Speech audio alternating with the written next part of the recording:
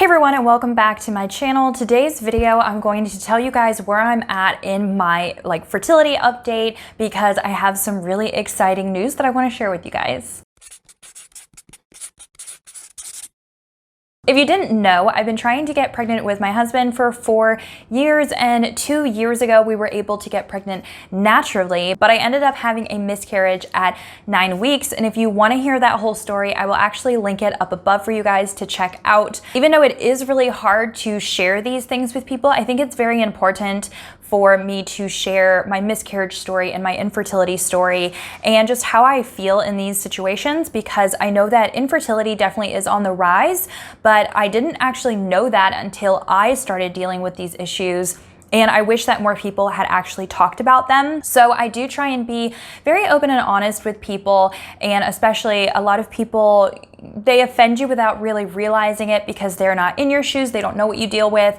And for so many years, it's just always seemed like it's so easy to get pregnant. So I wanna share my story with you guys because maybe my story sounds a lot like your story, or maybe I've done something and you wanna try that out and maybe it'll work for you. So let's just go ahead and get right into the video. And I wanted to preface this by saying that I do a lot of my own research, and in the first year that we were married, I had read up on a bunch of books. Taking Charge of Your Fertility is a great one. I highly recommend it, and it taught me how to take my temperature and track my cycle and just kind of find out the logistics of whether or not we could get pregnant. So in doing this, I did find out that I do have normal cycles. I mean, I have always gotten my period every single month. It's not an exact 28-day cycle, but it is usually around 30 to 32 days, and it's not very heavy. I don't deal with a lot of PMS symptoms. I am a very healthy individual. I've been eating paleo for about 5 years and keto in the last 2 years. And I was ovulating on a regular basis because if you track your basal body temperature through a thermometer, you can see the spikes and the drops in my cycle. And so all of that looked great. I was about to go to an OBGYN to find out what the problem was once we got into our second year. And when I had made the appointment, I actually found out I was pregnant that week that my appointment was coming up. So I ended up canceling that appointment because I was so excited that after 2 years we got pregnant naturally. And my beliefs, I'm going to be using a midwife. So I did meet with a midwife, and she told me to come back when I was 10 weeks in order to hear the heartbeat. Unfortunately, I miscarried at 9 weeks and 1 day, so we never did get to actually go and hear the heartbeat. I miscarried naturally. I did not have a DNC, and everything, we just started trying after that. I think you had to wait like 6 weeks or something until all the bleeding was finished, but then after that, we just started trying again.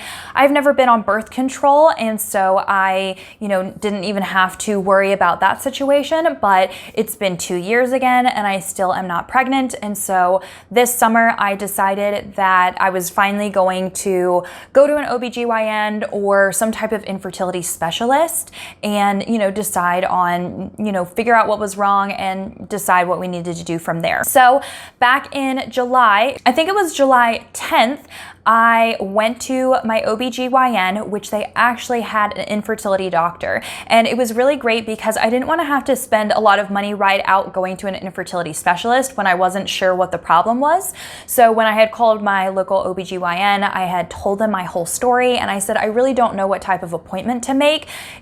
Can you help me with this? And they said, yeah, totally. Like, we have an infertility doctor. We'll schedule an appointment right with him so he can do your pap smear and check everything. It was only about a week later that I actually went in for my appointment. He did my pap smear. I came back 2 days later to do a blood test because you have to do it on a certain, day of your cycle. And then they gave me the little containers for my husband to do his sperm analysis. And so my husband got his sperm analysis done the following week. And it's really great because a lot of these procedures, the test results came back really fast, within 5 days or even less than that. And so we found out a bunch of different things. And then I had to come back in at the end of July. I just did my internal ultrasound because they wanted to make sure that, I wasn't testing positive for PCOS. They wanted to rule out my actual, did I have cysts, all of that type of stuff. So we sat down with the doctor and we finally found out what has been going on. I actually am am a very healthy individual, which I am very excited to say because I've always felt a little uncomfortable, I guess, with, I am proclaiming a healthier way to eat. I eat a lot of whole foods and I really do care about what goes into my body. And I really do think that foods can be very healing. And so I was upset with me not being able to get pregnant because I feel like I'm, proclaiming to the world, eat healthy, be a healthy person, and then here I am struggling trying to get pregnant when I know that there are other people that live a less healthy lifestyle that have no problems. And so it was just really great to find out that all of my blood tests came back in very great ranges. My blood sugar levels were amazing and all of my hormones seemed to be right on point. And my doctor said I do not have PCOS, and he said that my hip to waist ratio is really great and it's optimal fertility. My uterus looks really great. He did say I have very small cysts on my ovaries, but he said that that is pretty much normal, that I wouldn't have to worry about them, because I was scared there for a second. I was like, do I have to worry about them growing? But he said it's fine. And I do ovulate on a regular basis, and just everything came back really great, which was amazing. I'm really happy. Now, with my husband, we found out that it's actually my husband's side that is the reason that we're having some problems.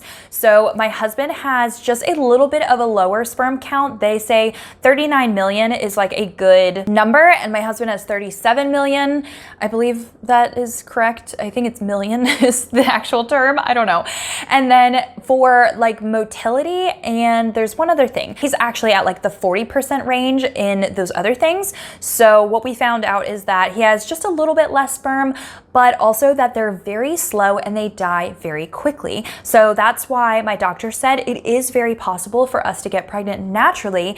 And that's why we did get pregnant naturally, but that it'll take a lot longer because only the very good ones are very far and few in between. And so most of the time they're not being able to find their way before they die because they're just so slow. What we have to get done is I have to go and get an IUI. So what that means is as soon as I ovulate, I have some ovulation test strips and I take my temperature. So I'm going to be really focused on that this month and tracking everything. As soon as I ovulate, I have to call my doctor and I have to say, hey, I'm ovulating, it's time. And then they schedule for me to come in the very next day, bring a sample from my husband. They wash his sperm and only pick out the best of the best. And then they have to insert it through my cervix and as close as they can to my tubes for when the egg actually drops. It sounds very invasive. I've heard that it's not as bad as what it sounds like, but I am a little not excited about that. I am really excited that, we kind of found out the problem and we're really hoping that this is going to work out.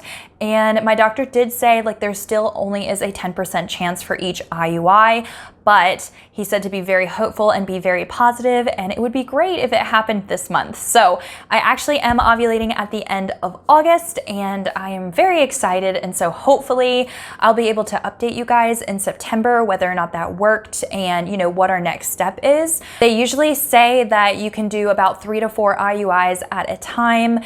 He did say it was pretty stressful just because you really have to, be able to work around your schedule. And so I'm very thankful for my job. My boss has already said, we'll be flexible and stuff like that. So I'm super excited about that. And I just really feel like it is time. After waiting 4 years, I'm really, really glad that I went to the doctor and I found out. And I'm glad that it's, not something that's as bad as I thought it was going to be. And so I guess my message here is just that if you are scared to go to the doctor because you're afraid to find out that something bad is going to be wrong, I totally get it. I feel you. That's why I waited so long, because I was afraid that something major was going to be wrong, or that they were going to tell me that they didn't know what was wrong, and then we have unexplained infertility, and those things can be very, very scary. But I am very, very glad that I went, and I wish that I would have gone sooner, because it's nice to be able to make this decision and say, okay, do we want to wait and just try and get pregnant naturally, even though it's going to take a while, or do we want to go ahead with the IUI? And so yes, we're going ahead with the IUI, but what's nice is that our doctor said we can get pregnant naturally in the future. So I feel like once I have this first baby and I'm just, taking care of him or her and just loving on him or her, then I feel like I will be more relaxed for when we want to get pregnant again, because I've had so many, not problems, but like since it's taken so long for me to get pregnant, I definitely, once I have my first baby, I do not want to be on birth control, because if I'm supposed to have a baby right away again, like I will take it, because I'm afraid that if I get on birth control or try and not get pregnant after my first baby, that it could be 8 years before I get pregnant again. So I definitely don't want to like take things for granted and you know, that type of stuff. And I don't mean to offend anybody. If you are that type of person, like I know people will plan, you know, their children, and they have to do that. But I know with our first couple, you know, we're open to having at least a couple children. And then, you know, the more that we get down the road, we'll see if we can handle even more financially. But I'm just really, really excited and wanted to give you guys an update. I am still using the Ava bracelet. And so this works out really well hand in hand with trying to pinpoint my ovulation. And I'm really excited for if I do get pregnant, I'll be using the Ava bracelet during my pregnancy to track all of my stress and anxiety and stuff through that. And yeah, I think that is all that I have to tell you guys. And I am looking forward to making an updated video, hopefully sharing great news in the future. Yeah, I'm just really excited because I feel like this is definitely going to happen. I feel very positive about it, and I feel like we're going to get pregnant this fall, and I'm going to have a baby next year in 2020, which is just so excited to think about. I even already have the bedroom upstairs like completely cleaned out, so that way I can make it into a nursery eventually, and you guys can watch my videos with me doing all of that, which is super exciting. So I hope that you enjoyed this video, and thank you so much for watching and just like supporting me and, you know, listening to my journey. And for those of you that are still trying, like I totally understand, like even though I'm very positive, I still don't have my baby yet, and I don't want, you know, people to think that once I get my baby that I'm never going to be talking about the topic of infertility ever again. I do appreciate that I have gone through this, because I feel like I do understand and know more of how other people are feeling. So I do appreciate that, and I'm just really hoping that you all are eventually going to get your baby blessings as well. So thank you so much for watching. I will see you all in another video.